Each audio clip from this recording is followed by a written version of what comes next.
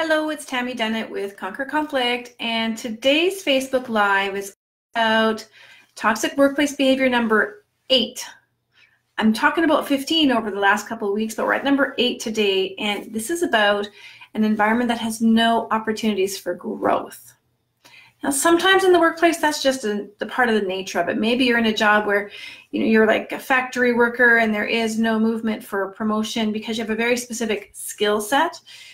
That doesn't mean there isn't growth available, so we have to sometimes dig for it and find it. But what happens when you work in a place where there are no opportunities for growth, or you are denied opportunities for growth, is we start to check out. We get bored, we're less attentive to the task at hand, more things start to happen, more injuries, more errors, productivity goes down. We have this thing called presentism, where you might actually be physically at work, but your mind is checked out.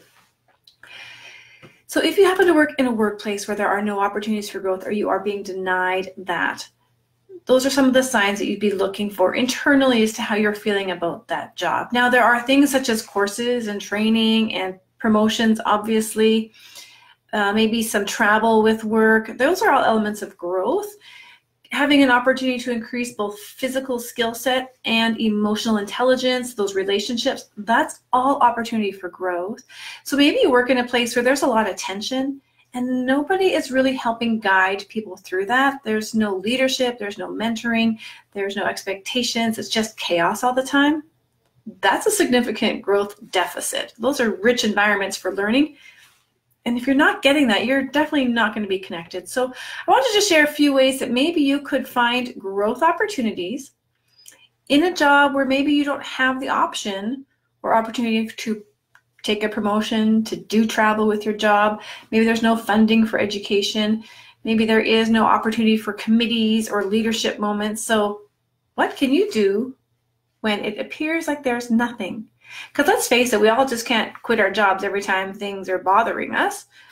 This is one of those times where you might be able to implement some strategies for growth in the absence of a leadership that provides it. Now, we know growth and development is huge in the workplace. It increases productivity, it increases creativity, our teams function better, and the bottom line is up. All right, I'll give you 3 things that maybe you could try. First is ask for a mentor. Where is it you want to go? Identify what it is you want to become. There's somebody maybe who just really deals well with conflict. You're like, God, that person they have to have it together. They always know what to say. Ask if they would be a mentor for you when you have times where you're struggling, or you can just watch and learn from them. Perhaps it's somebody with a skill set that you'd like to learn. I don't know, for me in nursing, this might be somebody who is working in Emerge as opposed to on a unit. And I'm really thinking that's where I want to go, is work in Emerge. Maybe see if you can connect with somebody who works in that department. Go down there, talk to them, see if they'll let you come shadow for a day when it's your day off, get a sense for what it's like.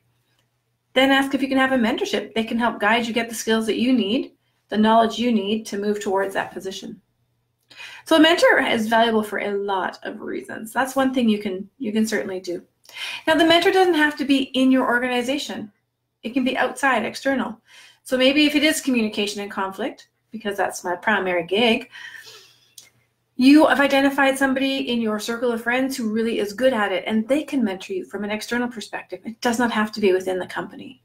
But you've identified a personal goal, and you can also then put in place some people who can help you achieve that goal along the way. Okay, reading a book. It almost seems like a long lost art, but the library is full of amazing books. You can download them. You don't have to go to the library if you physically can't make it there.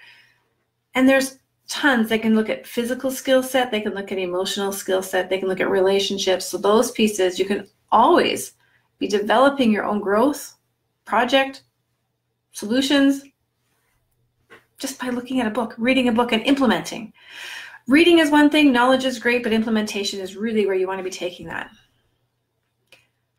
All right, so here's a third one. So maybe you have to create your own growth opportunities within your organization. So I'll give you a few ideas.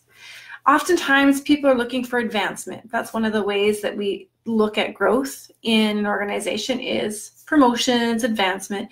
And if there's just nothing available, there's nothing available. However, You can create micro opportunities. So for example, when I was working in one workplace, we had a challenge for creating a team that would walk the longest, walk the farthest over a month. And this was going to be challenged between different departments. And I just took it upon myself to become one of the leaders to organize it and to track it and to get little mementos for everybody. And it was not an official promotion. It wasn't even a promotion. It wasn't an official leadership title. It was just something that you can step into. So what is it in your workplace that you can help create? Maybe this is a lunch and learn. What are the best new things coming out in your profession? Maybe there's a new, like a new piece of equipment. What is that like? And could it help us in this workplace? Maybe you can look at the gaps and go, every time we come in on a Monday, this is what happens. What if we change it to this? Start to identify some things that can benefit you and the organization in unofficial ways. So creating leadership opportunities does not mean you have to have a formal title. So that's 3 ways that you might be able to move past the toxicity you might feel for having a lack of growth, for being stagnant, for feeling like you're not learning anything new.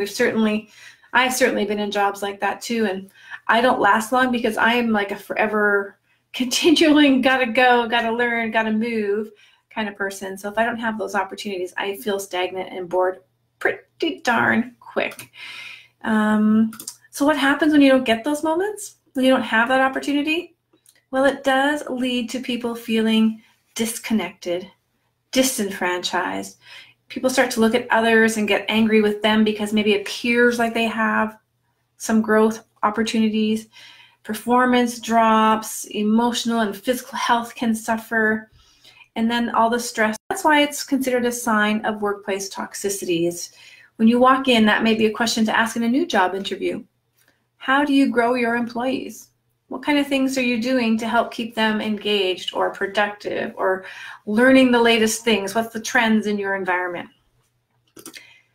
That's all I'd like to share today. I do have some more tips. Obviously, I have a download for you in the Conquer Conflict group. If you'd like to join that, it's free. Just pop on over there. We'll get you hooked up, and you can see all sorts of information in there for you to access to help you reduce the stress of conflict and live a more peaceful and connected life.